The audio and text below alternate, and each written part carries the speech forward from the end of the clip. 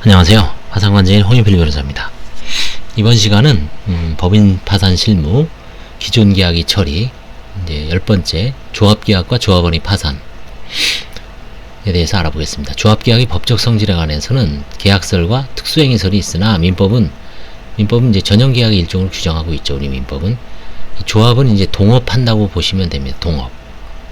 이게 전형적인 동업계약이 조합계약입니다. 법적 성질은. 계약서를 취하는 경우에도 쌍무계약인지 여부에 관하여 견해의 대립이 있습니다. 조합계약에서 일반 계약에서처럼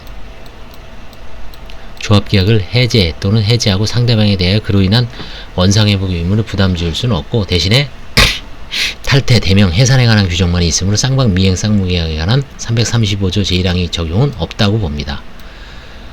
민법 777조는 조합원은 사망, 파산, 성년의견의 개시, 제명이 어느 한 해에 해당되는 사유가 있으면 탈퇴한다고 규정하고 있습니다.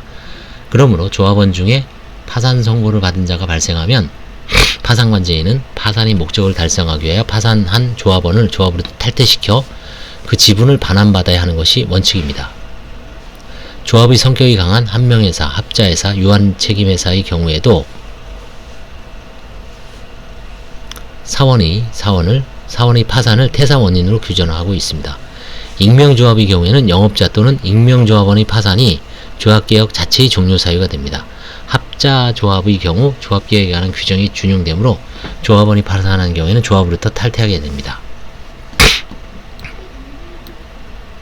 만일 조합원들이 조합계약 당시 민법 규정과 달리 차후 조합원 중에 파산하는 자가 발생하더라도 조합에서 탈퇴하지 않기로 약정한다면 이는 장래의 불특정 다수 채권자 이해에 관련된 것을 임의로 민법 규정과 달리 정하는 것이어서 원칙적으로 허용되지 않는다 할 것이지만 파산 절차에 있어서도 그 채무자의 기존 사업을 반드시 곧바로 청산해야 하는 것은 아니라 그 사업을 계속하는 것이 채무자의 채권자를 위하여 유리할 때에는 일정한 범위에서 사업을 계속할 수 있고 그중 채무자의 사업이 제3자와 조합체를 구성하여 진행하는 것일 때에는 파산한 조합원이 공동사업의 계속을 위하여 조합에 잔류할 필요가 있을 수 있는 바 이와 같이 파산한 조합원이 제3자와의 공동사업을 계속하기 위하여 그 조합에 잔류하는 것이 파산한 조합원이 채권자들에게 불리하지 아니하여 파산한 조합원이 채권자들의 동의를 얻어 파산관제인이 조합에 잔류할 것을 선택한 경우까지 조합원이 파산하여도 조합으로부터 탈퇴해야 된다고 조합원들 사이에 탈퇴금지 약정이 무효라고 할 것은 아니다 라고 지금 이런 대법원 판결이 있습니다.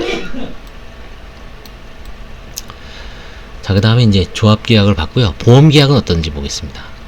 보험자가 파산의 선고를 받은 때는 보험계약자는 계약을 해지할 수 있고 해지하지 아니한 보험계약은 파산 선고 후 3개월을 경과한 데는 그 효력을 잃습니다.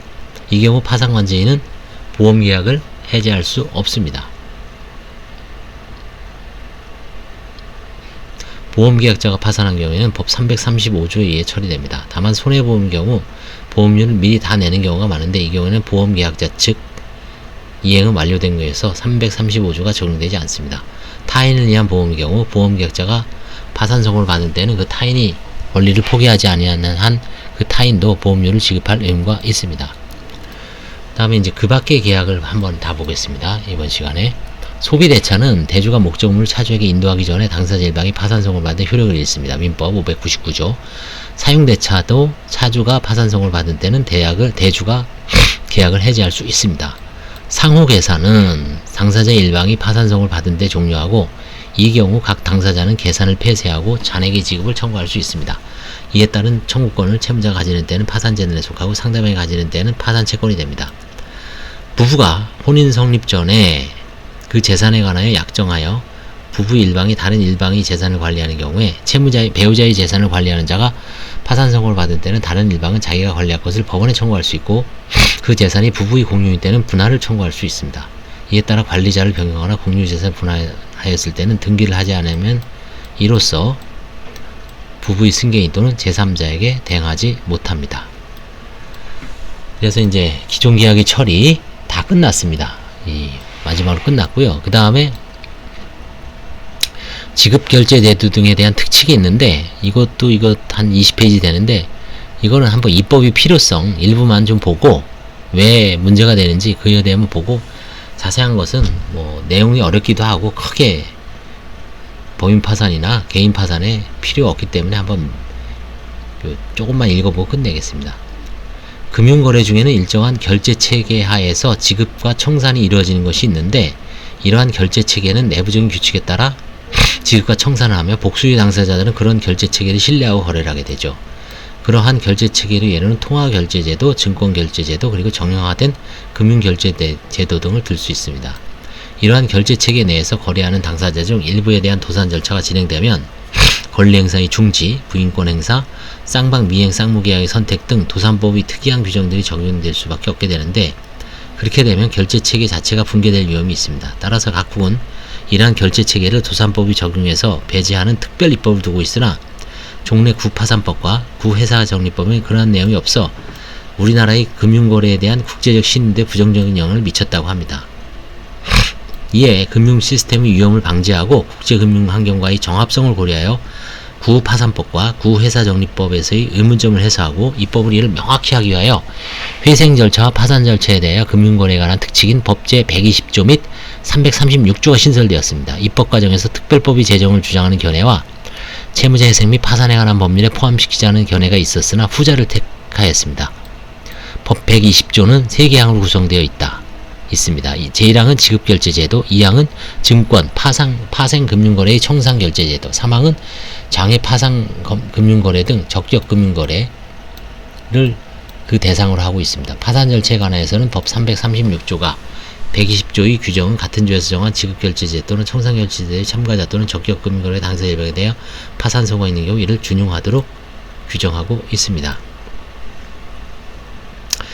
법제 120조 1항의 지급결제제도, 지급결제의 완결성을 위하여 한국은행 총재가 금융위원회와 협의하여 지정한 지급결제제도의 참가자에 대하여 회생 절차가 개시된 경우 그 참가자에 관련된 이체 지시 또는 지급 및 이와 관련된 이행, 정산, 차감, 증거금 등 담보의 제공, 처분, 충당, 그 밖의 결제에 관해서는 이 법의 규정에 불구하고 그 지급결제제도를 운영하는 자가 정한 바에 따라 효력이 발생하며 해제, 해지, 취소 및 부인의 대상이 되지 아니한다. 지급결제제도의 지정에 관하여 필요한 구체적인 사항은 대통령령으로 정한다. 지급결제제도의 의의. 지급결제제도라 함은 증권 매매 등 원인이 되는 실물거래 또는 금융거래 이외에 이루어지는 자금에 대한 이체와 증권에 대한 대체를 통한 계약 이행의 종결 절차를 의미합니다. 즉 실물거래 및 금융거래 등 각종 경제활동에 따라 발생하는 거래 당사자 사이 채권 채무관계를 합회적 가치 이전을 통하여 청산하는 행위를 말합니다. 이러한 지급결제를 가능하게 하는 운영조직을 지급결제제도라고 합니다. 협의 지급결제제도는 원인거래가 아닌 결제지시 이행과정이라는 점에서 증권의 매매라는 원인거래에서 발생하는 채무인수를 통한 이행과정이 청산과 구별됩니다. 자, 그래서 이제 뭐 자세한 거는 넘어가고요. 지급결제제도에 대해서 결국 회생 절차나 파산 절차가 넘어갔을 때 혼란을 방지하기 위해서 부인권 행사를 차단하는 거라고 결론은 요약할 수가 있습니다. 감사합니다.